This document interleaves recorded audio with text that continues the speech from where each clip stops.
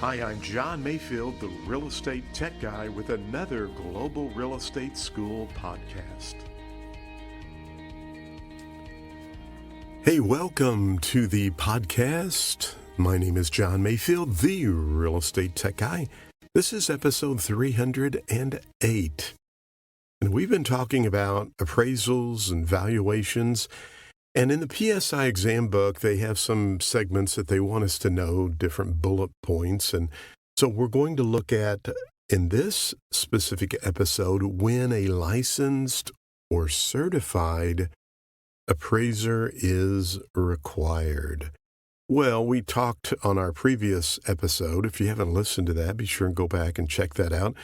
That anytime there's a loan involved, remember, you do not want to loan someone money if you're taking the real estate or real property as security and it's not worth what you're loaning them the money for.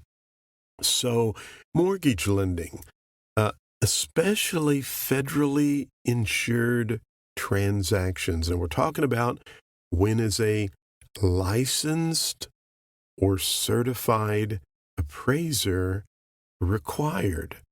Mortgage lending, and notice I said especially federally related transactions, FHA loans, VA loans, loans that could be sold on the secondary market, or if it's a federally insured bank, right? So an appraisal must be performed by and this is another key here, I'd write this down, state licensed or certified appraiser. And that is for most federally related transactions. Now, we need certified appraisers for estate or tax disputes.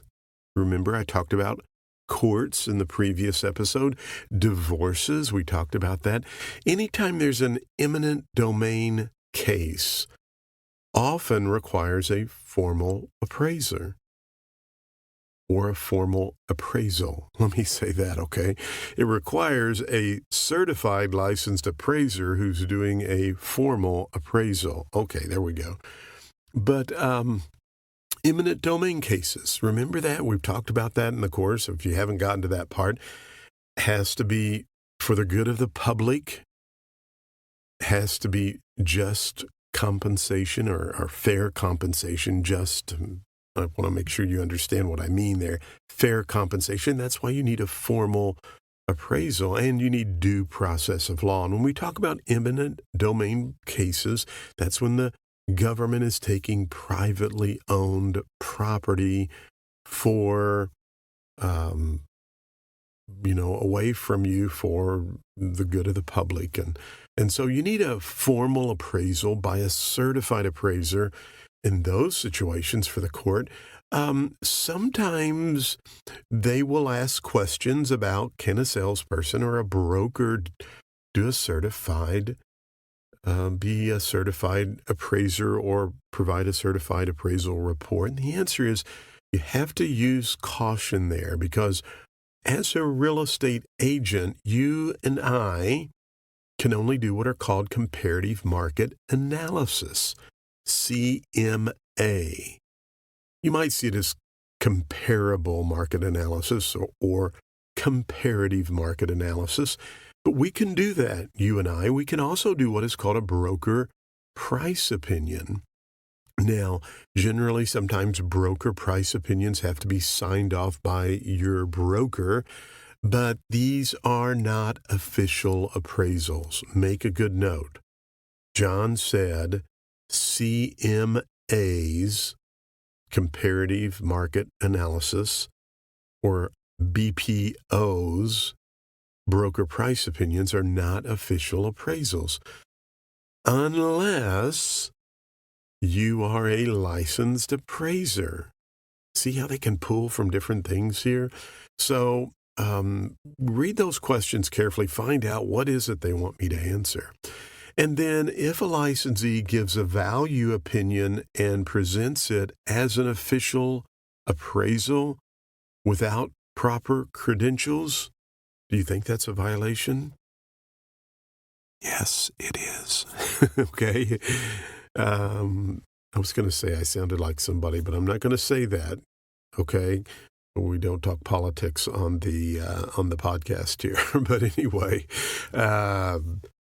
it is a violation. Okay, so I'm going to get myself in all kinds of trouble here on episode 308. But we are wanting to ensure that you know when a licensed or certified appraisal and appraiser is required. And just understand, federally insured real estate transactions, they could ask that question. They could also put a non-federally insured real estate transaction. So, be reading them carefully. I say that because there's a question generally on the state exam about appraisals and who needs a real estate license and who does not need a real estate license. And one of the questions is an independent contractor working for the government. Well, government employees, while they're performing their official duties, do not need a real estate license. But when they word the question, an independent contractor performing, working for a government agency, they do need a license. So, just read those questions carefully, federally, non-federally. Understand estates, tax disputes, divorces, eminent domain cases, anything that's really revolving around a court requirement would often require a formal appraisal, which needs to be done by a certified appraiser. And then don't forget, you and I can do CMAs, comparative market analysis, or a broker price opinion. Your broker might have to sign off on that, but those are not official appraisals unless you are a licensed appraiser. Okay.